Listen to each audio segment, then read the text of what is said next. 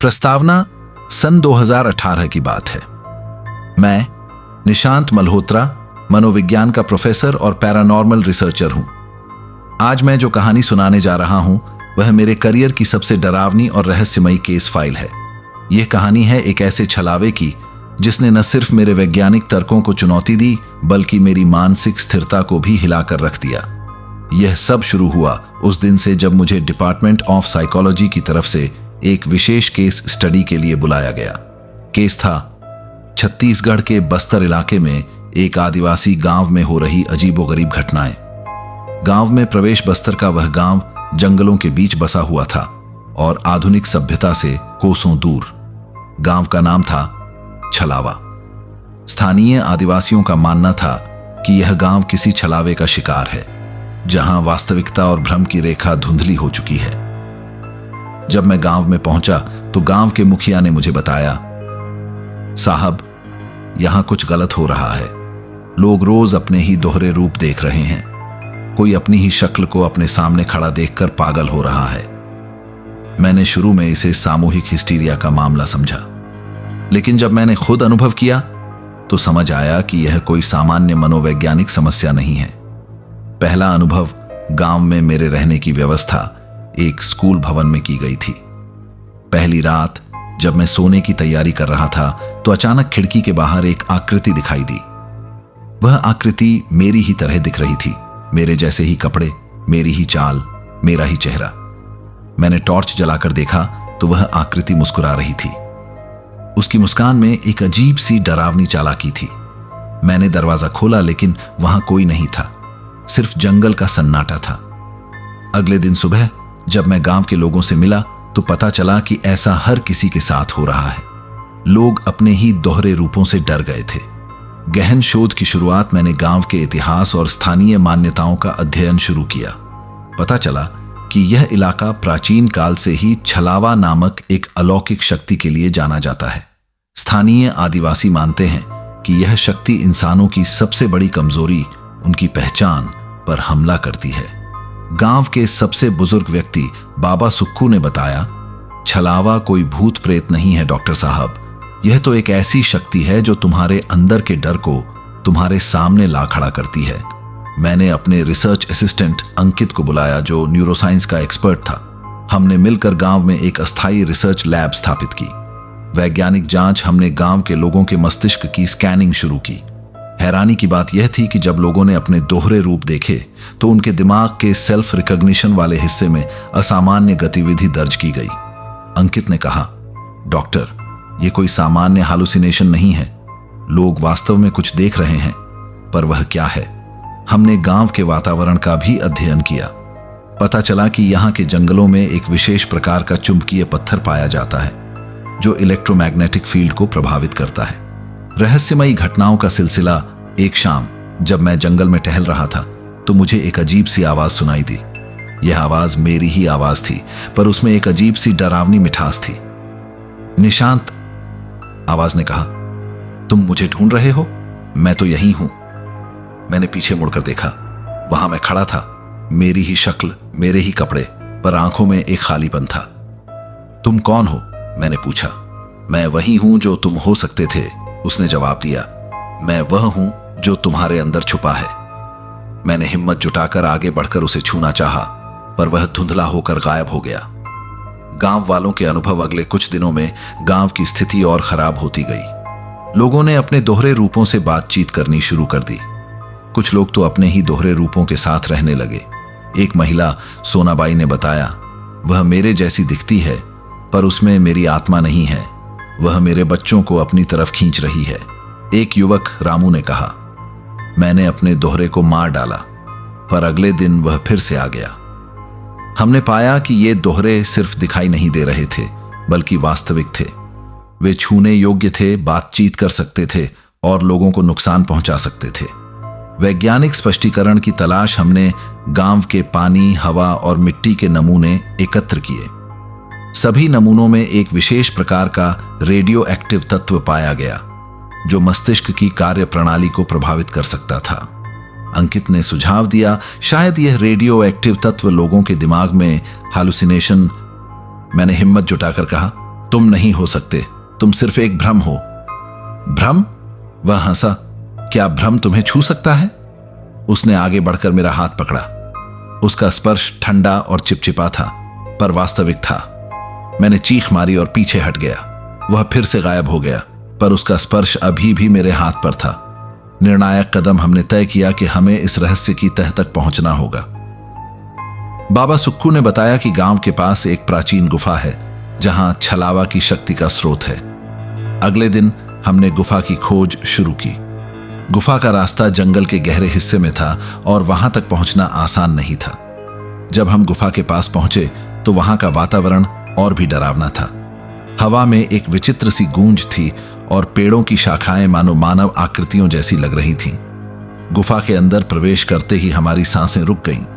अंदर की दीवारों पर प्राचीन चित्रकारी थी जो छलावा की कहानी बता रही थी। गुफा के रहस्य चित्रकारी के अनुसार छलावा कोई भूत प्रेत नहीं, बल्कि एक प्राचीन ऊर्जा थी जो मनुष्य की पहचान को नकल कर सकती थी।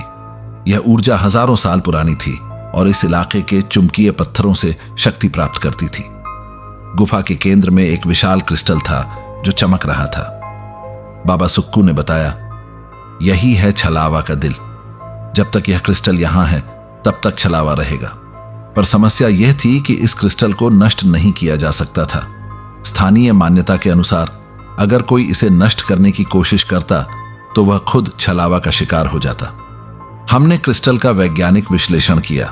पता चला कि यह एक विशेष प्रकार का क्वांटम क्रिस्टल था जो ऊर्जा को संग्रहित और प्रतिबिंबित कर सकता था।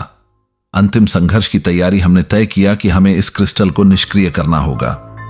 बाबा सुक्कू ने एक प्राचीन विधि बताई। क्रिस्टल को उसकी ही ऊर्जा से निष्क्रिय किया जा सकता था, पर इसके लिए हमें एक व्यक्ति की आवश्यकता थी जो अपने आप को पूरी तरह से समर्पित कर सके। एक ऐसा व्यक्ति जो छलावा के सामने खड़ा हो सके और अपनी पहचान को बचाए रख सके। मैंने यह जिम्मेदारी लेने का निर्णय लिया। मैं जानता था कि यह खतरनाक हो सकता है, पर मेरे पास कोई विकल्प नहीं था। अगली रात हम गुफा में वापस पहुंचे। क्रिस्टल के सामने बैठकर मैंने ध्यान लगाना शुरू किया। मुझे अपने मन की सभी परतों को पार करना था और अपनी वास्तविक पहचान को स्थापित करना था। तभी अचानक गुफा में कई दोहरे प्रकट हो गए। वे सभी मेरे जैसे दिख रहे थे। सभी मुझे ही होने का दावा कर रहे थे। तुम अकेले नहीं हो निशांत, एक दोहरे ने कहा। हम सब मिलकर तुम हो, दूसरे ने कहा। तुम्हारी कोई एक पहचान नहीं है, तीसरे ने कहा। मैंने आंखें बंद कर लीं और अपने अंदर के आत्मविश्वास को जगाया। मैं जानता था कि मैं कौन हूं और कोई भी छलावा इस सच्चाई को नहीं बदल सकता था। जैसे जैसे मेरा ध्यान गहरा होता गया, वैसे वैसे क्रिस्टल की चमक कम होती गई। दोहरे रूप धुंधले पड़ने लगे। अंत में एक तेज चमक के साथ क्रिस्टल निष्क्रिय हो गया। सभी दोहरे रूप गायब हो गए। समापन और नई शुरुआत गांव वापस आकर हमने पाया कि सब कुछ सामान्य हो गया था। लोगों ने अपने दोहरे रूप देखने बंद कर दिए थे। पर क्या छलावा वास्तव में समाप्त हो गया था? क्या कोई और जगह है जहां यह ऊर्जा फिर से जाग सकती है? हमने गांव छोड़ते समय बाबा सुक्कू से पूछा, क्या छलावा वापस आएगा? बाबा ने मुस्कुराते हुए कहा, छलावा कभी नहीं जाता डॉक्टर साहब, वह सिर्फ सो जाता है। और जब भी इंसान अपनी पहचान को भूलने लगेगा, वह फिर से जाग उठेगा। आज जब भी मैं किसी को अपने जैसा दिखाई देता हूं तो मुझे बस्तर के जंगलों की याद आती है और मैं सोचता हूं, क्या यह सच में कोई और है या फिर कोई छलावा? क्योंकि कुछ रहस्य इतने गहरे होते हैं कि उनका हल नहीं होता, सिर्फ एक अस्थायी शांति होती है। क्रिस्टल को निष्क्रिय करने के 6 महीने बाद की बात है। मैं वापस दिल्ली लौट आया था और अपनी नियमित जिंदगी जी रहा था, पर बस्तर का अनुभव मेरे मन मस्तिष्क से कभी नहीं उतरा। एक दिन मुझे एक अप्रत्याशित फोन आया। कॉलर आईडी बताती थी कि यह कॉल छत्तीसगढ़ से आ रही है। डॉक्टर साहब, फोन पर एक परिचित आवाज थी। यह अंकित की आवाज थी, पर उसमें एक अजीब सी घबराहट थी। आपको तुरंत वापस आना होगा, कुछ गलत हो रहा है। वापसी अगले ही दिन मैं फ्लाइट से रायपुर पहुंचा और वहां से बस्तर के लिए कार से रवाना हुआ।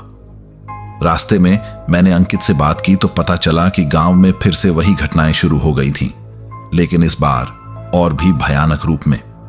डॉक्टर, अंकित ने बताया, इस बार लोग न सिर्फ अपने दोहरे देख रहे हैं, बल्कि उनके दोहरे उनकी जगह ले रहे हैं। जब मैं गांव पहुंचा तो वहां का नजारा देखकर मेरी सांसें रुक गईं। गांव के आधे लोगों की जगह उनके दोहरे ने ले ली थी और असली लोग जंगल में भाग गए थे। नई समस्या बाबा सुक्कू ने बताया। छलावा इस बार और शक्तिशाली होकर लौटा है डॉक्टर साहब। यह अब सिर्फ दिखावा नहीं कर रहा, बल्कि असली जिंदगी में घुसपैठ कर रहा है।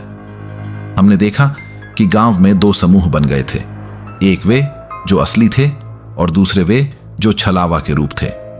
पर समस्या यह थी कि अब यह पहचानना मुश्किल हो गया था कि कौन असली है और कौन नकली।